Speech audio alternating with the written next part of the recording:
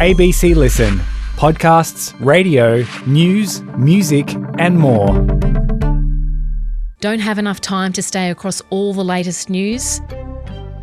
ABC News Top Stories podcast explains the biggest breaking news stories and why they matter in less than 2 minutes. So you can hit play and get updated while brushing your teeth or making your lunch. And it's always up to date, ready whenever you're ready to get across the day's news. Just search ABC News Top Stories podcast on ABC Listen or wherever you get your podcasts. You might think you know the story of the Bondi attack by now.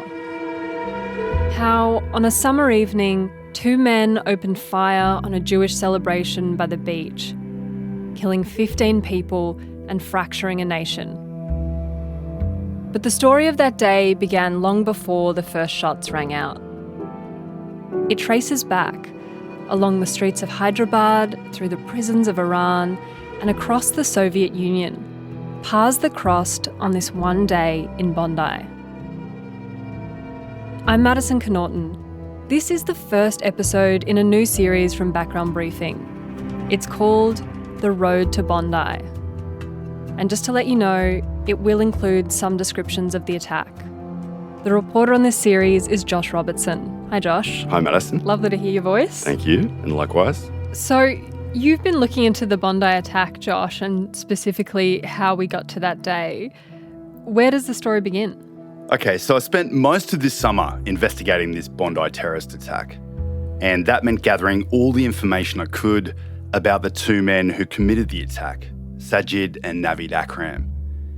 I'm knocking on doors, making countless phone calls, digging through every public record I can find, and all the footage I can get my hands on. And then this local Bondi freelance cameraman, Nick Castellaro, gives me this incredible footage he shot on December 14.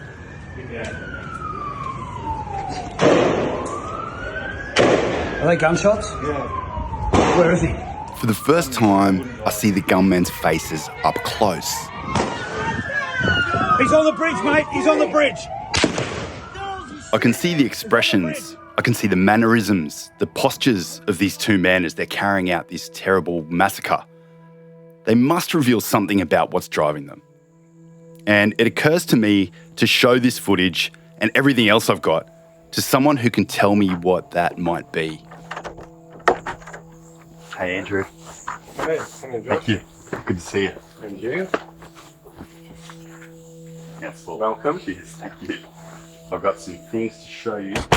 Who is this person? This person is Dr. Andrew Abood, and he's a leading forensic psychiatrist. Yeah. We've been talking about this case for weeks. So we'll get going. And when we meet up in person one evening, he takes me to his dimly lit study and moves a pile of papers from his desk so I can set up my laptop. So this is being recorded. You're recording. It is, yeah, we're recording. Good. Yep. Interested to see what you make of this. Dr. Abood's job is to get into the minds of violent criminals and understand what motivates them to commit these crimes. People that harbour extremist views, far fewer would actually escalate to terrorist behaviours. He spent years interviewing people after they'd been arrested, trawling back through their personal lives to understand how they got to this point. Most people who behave like this, they're more likely to be individuals with psychological and social problems, less connected with family and friends, the broader community, reasons to be disaffected or angry, feeling alienated. His insights are trusted by government, courts and police, and he runs Queensland's prison mental health service. Last year, a coroner relied on Dr. Abood to make findings about the mind states of the Williambilla police killers based on the available evidence after their deaths. I think on balance, there's no substitute for seeing the actual footage. This we can see.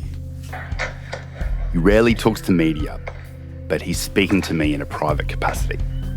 And while he can't offer any clinical diagnosis of someone who's not his patient, his experience means he notices patterns of behaviour that others don't. Pause that. There is Sajid leaving the bridge. And he did do it quite deliberately. He didn't wander down those stairs. He walked down those stairs fast. And he zeroes in on this one moment. When Sajid leaves the bridge, he wants to close the distance between himself and the victims. It's possible Sajid wants to increase his chances of hitting people. The other possibility is that he wants to get closer to the horror of what he has created. At 1 minute 45, he goes, So if you just pause there. "This is the moment that's since become iconic. That's when Sydney dad Ahmed Al-Ahmed jumped out from behind a car and wrestled Sajid Akram's gun away from him." We've just seen the footage of Sajid being disarmed and then backing away, looking a bit directionless. I think everyone's seen that footage a million times by now. Yeah, it's amazing. And It's incredible. Dr. Abood sees it, and there's something specific that grabs his attention. And one can hear his son Navid calling to him, and he's trying to essentially rescue his father. In fact, that seems to have been a bit of a theme. Oh wow, is that Navid calling out? Yeah, it sounds like he's screaming from the bridge, "Dad, Dad." And he's calling him back. And it's the most obvious example of Navid being more competent in doing this than Sajid, who seems to have poorer judgment. He's less able, he's readily disarmed, and he doesn't seem to know what to do next. The dynamic between these two men, it matters. Father and son working closely together would be very rare. When they share in a behaviour like this, one cannot ignore the relationship between them. What type of a father was Sajid to Navid, and how did Navid respond to that? Was he vulnerable to being influenced adversely? Or is it possible that it was the other way around? And how did these two become one of the only known father-son duos in the English-speaking world to carry out a terrorist attack? Sajid Akram lived most of his life in Western Sydney, but the things that shaped him took place decades ago in the place that he was born, Hyderabad, India. Hi, Turki. How are you? Thanks for speaking with us at short notice. It's a pleasure. Thank you so much for contacting me. So we decided to engage a journalist in India, Turki Hussain, and he had kind of gotten a little further than anyone else in digging into Sajid Akram's past. I was able to find out the ancestral house, actual ancestral house, which belongs to Sajid Akram. It would, for me, be so interesting to find somebody who knew Sajid when he lived in Hyderabad, somebody who may have grown up with him. So Turki heads down to Hyderabad in the old part of town to find where Sajid grew up and track down anyone who knew him. To get there, he drives through narrow roads and underdeveloped areas. There are small cities, small neighborhoods in that vicinity. In the lower class people, they are living in those areas. But then you're suddenly in Sajid's old neighborhood. The place looks very nice. There are at least 2 mosques in that area. One is just around 100 meters behind the ancestral house. In the 90s, when Sajid last lived here, this big old house would have been home to several generations of his family. Most of Hyderabad's Muslim population lives here in this part of town, the old city. They do follow the religion very actively, but I don't see their association with any sort of the radicalism. They are mostly into those IT sectors, very well educated, into their jobs. They want to excel, they are buying new houses, they are looking in a very good environment. So Sajid's from an aspirational, Muslim, non-fundamentalist community. And the neighbours still remember a young Sajid. Yeah, I know Sajid. Okay. And did you ever spoke to him? If you remember anything? Yes, just Salam Alaikum. Okay. And he didn't talk too much. He did not talk too much to anyone. Neighbours say Sajid's father was in the army, and we're told he later earned good money working in the United Arab Emirates. From all accounts, the Akrams were a respectable bunch, and when Sajid's name made headlines around the world, many in his childhood neighbourhood were shocked. I found one of his family friend. He said, how can he do that? I said, why? He said, he was such a jolly person. He used to play cricket with us. And he sought clarification from me. Is this really Sajid? The Akrams don't live in that house anymore. A couple of decades ago, they built a new one in a different part of town. If we compare the two locations where the current house is, it looks like their societal status has increased. Oh, interesting. So it sounds like they're becoming wealthier. Is that right? Yeah, this was an upwardly mobile family. They say that the family was very good, very active socially, and the father was alive.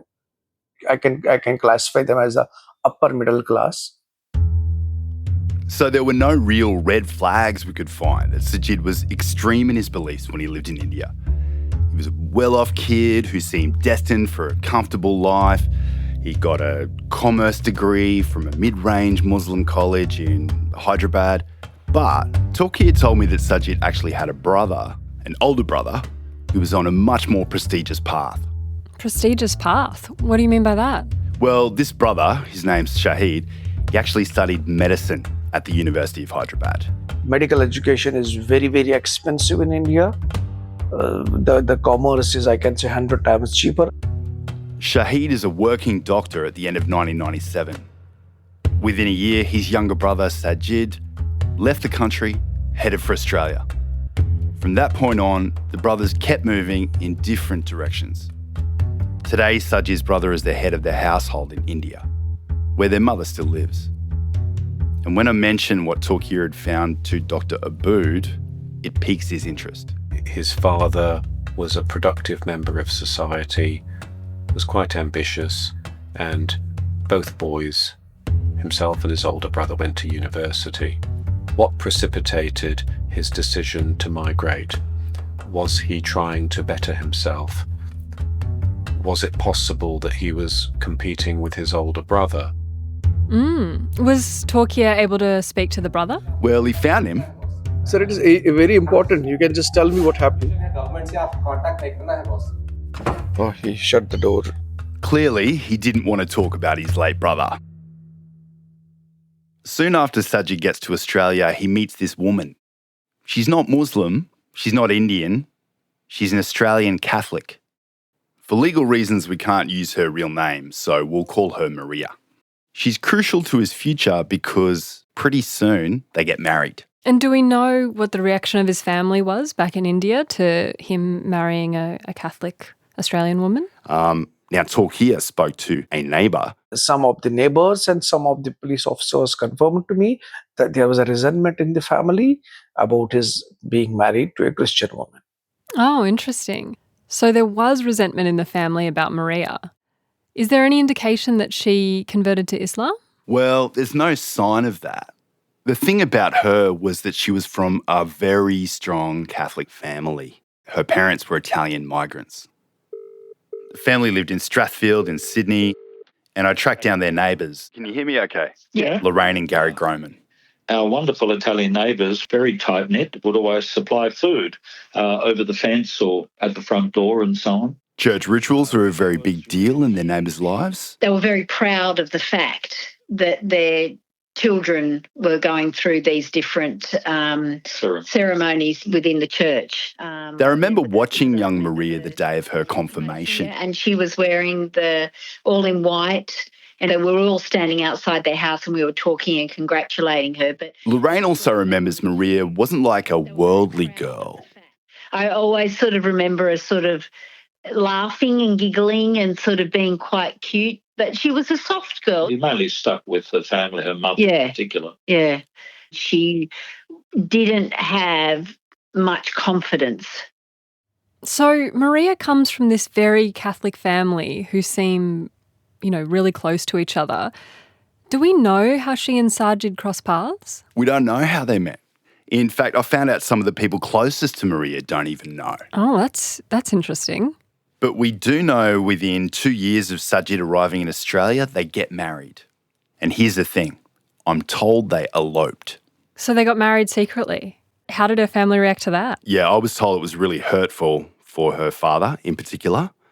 And it's one of those first signs of unusual secrecy that we see involving Sajid. But this marriage is a key moment because it's his ticket to Australia. It allows him to get permanent residency here. And he ends up living most of his life here. Was that something that stood out to Dr. Abu, like Sajid marrying a non-Muslim woman, an Australian woman? Well, he said it shows you that he is not a fundamentalist Muslim at this point. And he's not so insular that he's just hanging with his local, expatriate community. Like on the surface, we see Sajid blending in to Australian society or making steps to blend into Australian society. It sounds to me, if he did develop any extreme radicalized belief system, that happened later. It doesn't add up that was his mindset. But scratch the surface and there are signs things aren't turning out the way Sajid might have hoped. He's a university graduate and he doesn't seem to have used his education. He ends up in relatively low-paying, retail jobs. He was said to have worked in fruit shops, like every fruit shop across Western Sydney. So he was said to jump around. And so Sajid sort of struck out to make his fortune, right? But it doesn't sound like that's going very well so far. Yeah, if he was seeking higher status or even seeking to reproduce the, social status that his family had in India, he doesn't make it in Australia. Here's an example. In 2002, which is the year his family moved into their palatial home in India, Sajid and Maria buy their first home together, and it's at Cabramatta. And I went out there to have a look, and the first thing I noticed was that it's on a highway, like literally on a highway. This is about an hour west of the centre of Sydney, and the neighbours have told me about drag racing, accidents, police chases right outside their front doors. So a far cry from the comfortable Indian family home. It kind of sounds like Sajid's on a bit of a downward trajectory, compared to his family in India. I mean, is that right? Yeah, well, we can say he didn't seem to be striking gold in Australia. And, given his family background, he'd probably be acutely aware of that.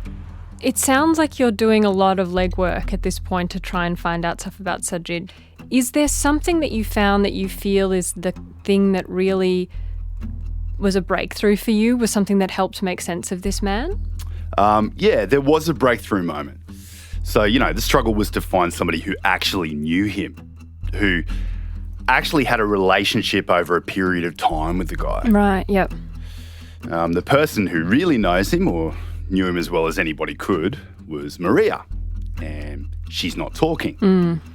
But the breakthrough for me is that I found somebody close to her. I actually tracked down her brother. Oh, wow. Is he in Sydney? He's in Sydney. I'm going to call him Michael because he wanted me to keep his name out of it. Okay. I'm walking towards the home. I'll see if he's going to talk to me. And when I got to the door, he answered, but he pretended to be someone else. At first, he pretended to be a cleaner working in his mum's house. And then as I spoke a bit more about who I was and what I was trying to do, he came clean about who he was. And so we're standing on this front step, and then he starts to talk for what must have been half an hour. And all these details about Sajid are just pouring out. He keeps grabbing my shoulder to emphasise what he's saying. It's clear that he's been waiting to talk about this. He wouldn't go on tape, but what he told me is the most detailed picture of Sajid we have. And when I got back to my car, I just dumped everything he told me into my recorder. Just spoke to Sajid's brother-in-law, and he had a really negative view of Sajid. He described some really controlling behaviour towards his kids and basically trying to isolate his family from the broader family. He says sometimes, people would say to him, sister seems like a widow because, Sajid was never there. Which was interesting because it actually gelled with something I've been told by Lorraine Groman, Maria's old neighbour. She ran into somebody from the old neighbourhood who was working in Cabramatta and had heard things about Maria's marriage. He had heard that she married quite young and that she was under the thumb, very under the thumb. Under the thumb? What do you take was meant by that? I think she meant that Maria was being controlled and dominated by her husband. Oh, okay. And I got that same sense from this one story that Michael told me. He said that an example of the level of fear that his sister felt or the level of control that Sajid exercised over her was that he remembers bringing over some long necks when Sajid wasn't home and they, it was a family day and he wanted to bring a couple of long necks of beer to drink. His sister was petrified, he said, and said, no, don't bring them. And when Michael went to put them in the bin, she said, no, he'll see them. The beer bottles? Yeah. And so Michael just ended up carting the beers away with him. He was really struck by that because Sajid wasn't even there. Michael also said he never knew Sajid to own his own phone, which he found weird. And he never really knew where Sajid worked or who his friends were, even what his interests were. Apart from this one conversation where he said that Sajid came and said, I want to get a gun license, brother.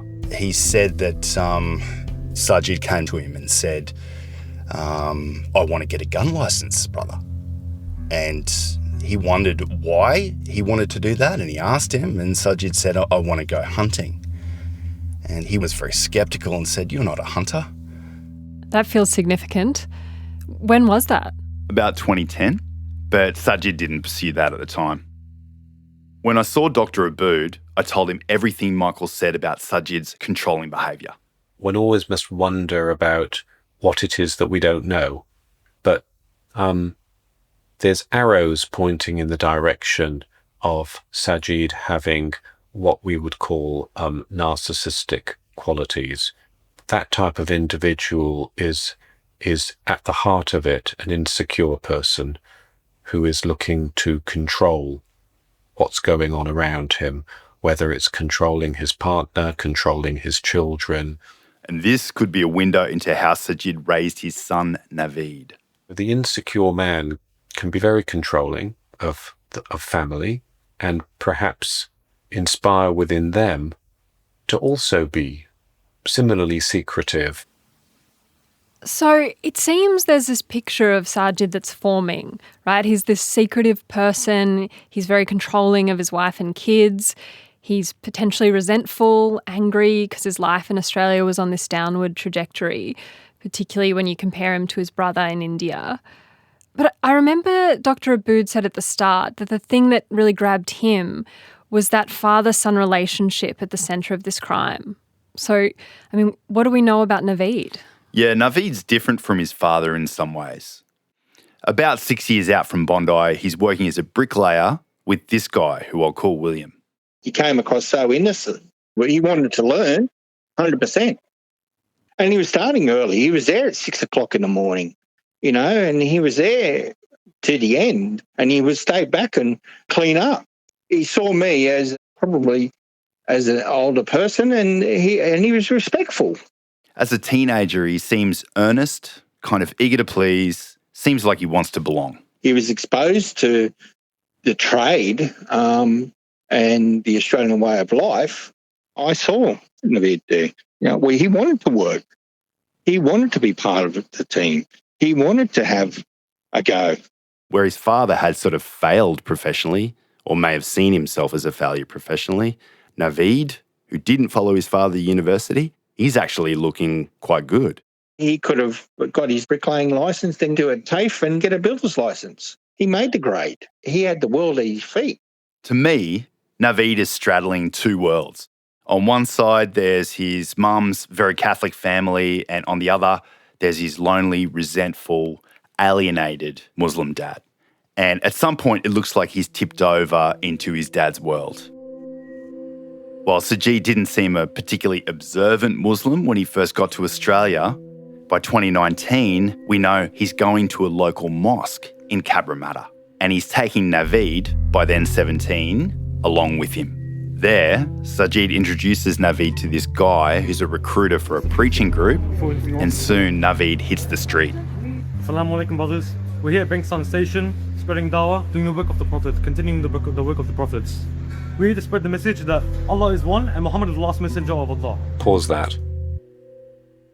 Can I ask, what actually is he doing there? I suppose it's a kind of evangelism. They're on the street. He's quite young, and it would be hard to believe that he would be able to contain all the more extremist views if that was what he was holding. You'd think something would come out, even in his tone. This video was posted online in 2019, 6 years out from Bondi. But it might be the point at which he's becoming engaged with people who then took him on a journey.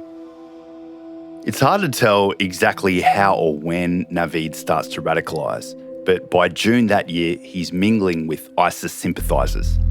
We know this because the mosque confirmed it and because someone else witnessed it. A former ASIO operative known as Marcus, who spoke to our colleague Sean Rubenstein Dunlop. Sean says Marcus was recruited from the Middle East. ASIO funded his life in Australia while he posed as a radical imam and preacher, an Islamic State supporter. Marcus describes attending a religious retreat at that same Cabramatta mosque.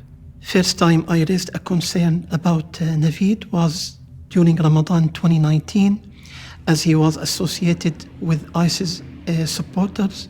Marcus says that during this Ramadan retreat, Navid was being indoctrinated by a small group of men. During those 10 nights, Navid was exposed to materials of ISIS, including clips, videos, magazines from the Philippines, from Afghanistan, from some parts in Syria and Iraq.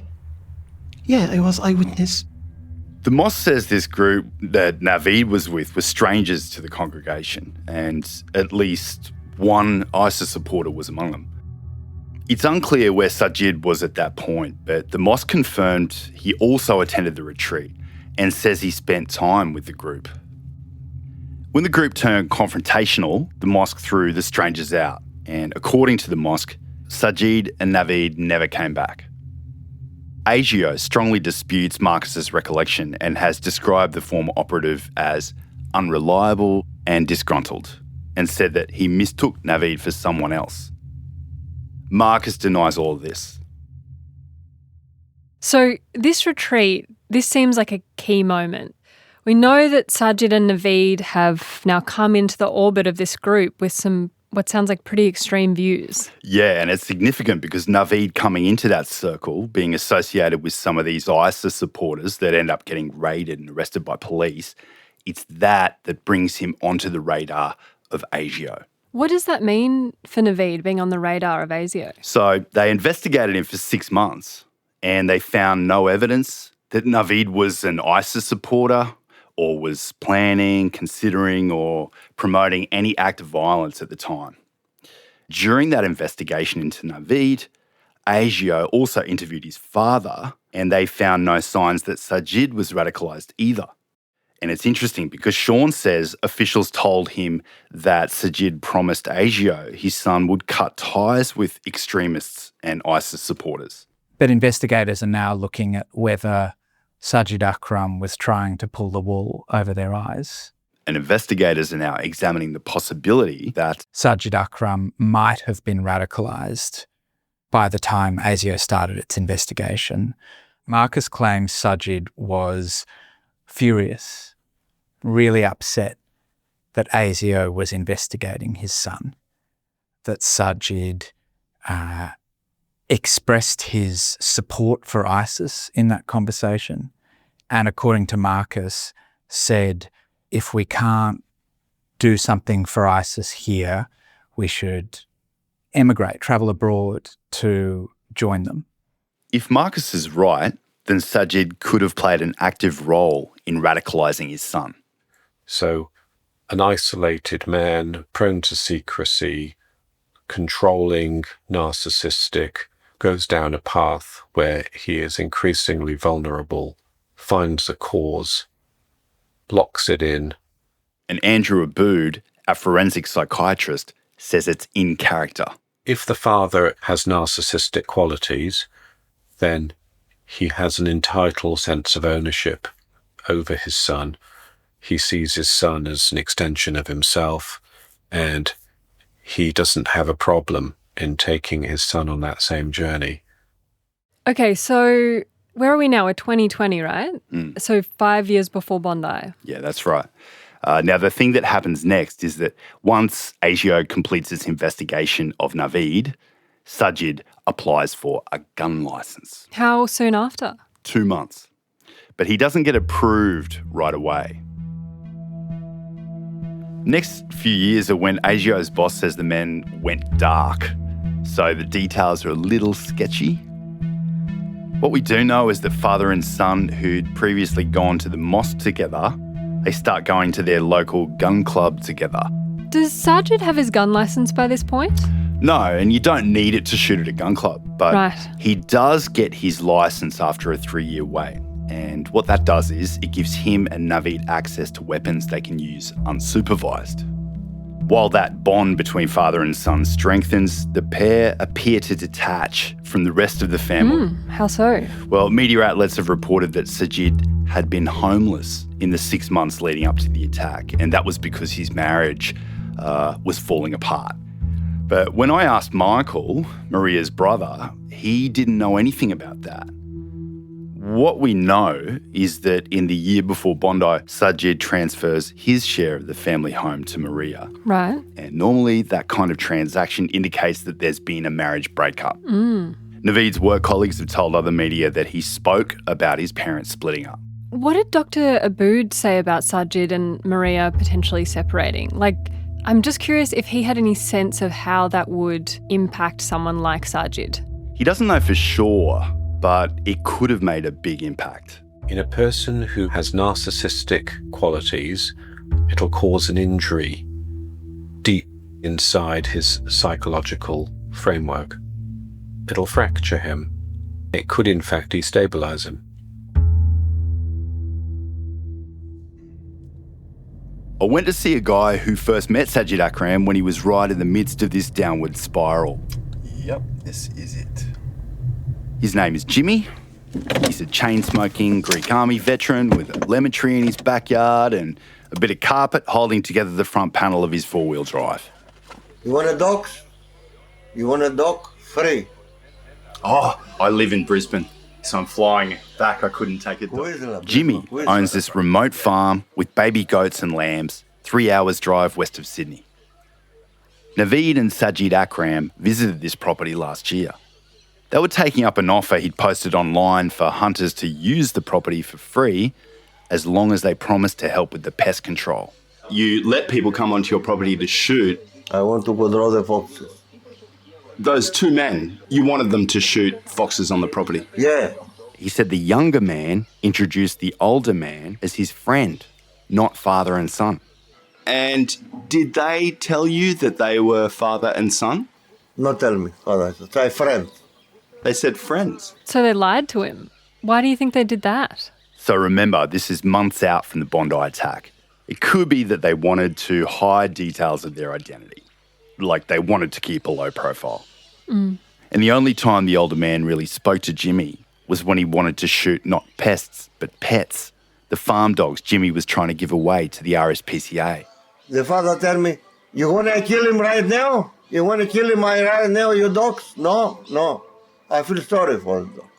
The father wanted to kill the dogs? Yeah, very quick. But instead of hunting other animals, they put up targets and blast away at those. Did they say why they were just shooting targets? Doesn't say why. For fun, I think. For fun. I'll be there. to ask him why you shoot so many times and you scare away my animals. One, they're not shooting foxes, which is what he wants them to do.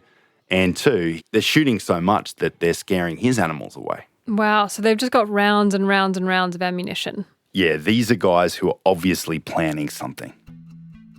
And we know this from the police file. They shoot these 2 videos. One, they film each other shooting on Jimmy's property and what the police describe as moving tactically. They film another video the same month, and this shows how far they've gone. It's them in front of this homemade Islamic State flag. None of us have seen the video, but the police describe it. They're there in front of this flag. They've got rifles against the wall.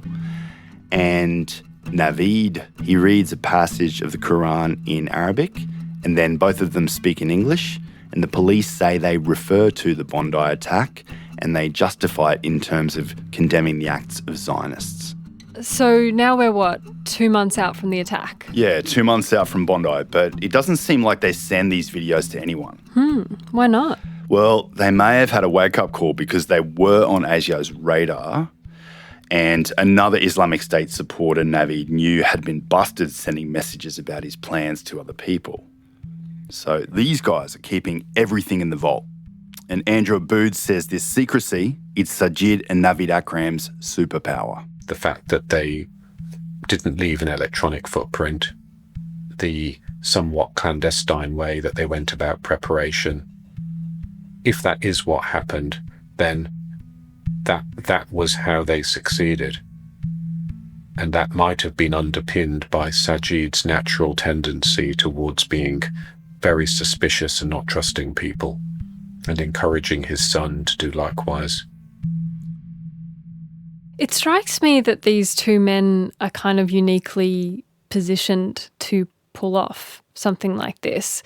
Like, you have this sort of history of secrecy, but then the fact that they're father and son, right? Like, they're not 2 friends that need to text each other because they live in different houses, or 2 men that just know each other that need to, meet up in public. They lived in the same house. The circle is very, very small. Yeah, that's right. I mean, if you can keep secrets from your brother-in-law, maybe you can keep secrets from ASIO. And this circle gets even tighter when they take their final trip together to the Philippines the month before the Bondi attack. The trip's still being investigated by police, but so far there's been no evidence they hook up with extremists here. Instead, it seems father and son spent almost 4 weeks holed up together in a cheap hotel room just big enough for 2 single beds. By all accounts, they hardly leave the room. But something I've noticed towards the end of their trip is when a post goes up on social media promoting the upcoming Hanukkah by the Sea festival in Bondi. Within 3 days, the Akrams are on a plane back to Australia. These 2 men, a secretive, controlling father whose life was unravelling, and his fully committed son, combined to achieve something terrible. Something that other extremists they'd encountered years earlier could not. I don't think that Navid would have been in the mindset that he was if it wasn't for his father, somebody who is naturally quite secretive. And similarly, I don't think that Sajid could have done this without the relative proficiency of his son. So it took them both, and they were able to keep something a secret for a long period of time, and they were able to then enact it on the day, one of them being more capable than the other.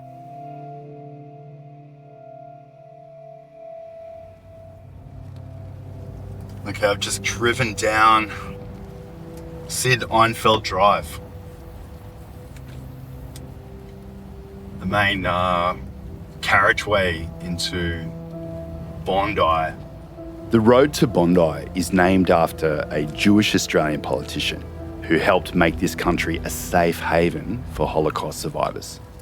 It was this route. Sajid Akram and his son traversed to get down to Bondi Beach. On December 14, 2025, the father and the son arrive at Bondi Beach. They get out of Navid's old Hyundai and put homemade ISIS flags in the windows. And they start their massacre. In the 6 minutes or so Navid and Sajid spend shooting innocent people, a number of heroes try to stop them. Boris and Sophia Gurman, Ahmed Al-Ahmed, Reuven Morrison. Their names and memories have been shared around the world. But there's another man who runs toward danger whose name you don't know, and there's a reason why. Next time on The Road to Bondi. I was thinking, okay, when he reload, it's 50-50. You can catch his gun or he shoot you. He thought, if this was my children who were being mowed down, I'd hope someone would go in and protect them. They have that fear, like they just come and take him away. Every day I think about it. Every day. Background Briefing sound producers are Lila Schunner and Ingrid Wagner. Sound engineering by Simon Branthwaite. Music composition by Tegan Nichols. Fact-checking by Justine Landers-Hanley. Our rollout producer is Ben Sveen. The supervising producer is Max Chalmers. And the executive producer is Fanu Falali. Josh Robertson is the reporter on this story, and I'm Madison Connaughton.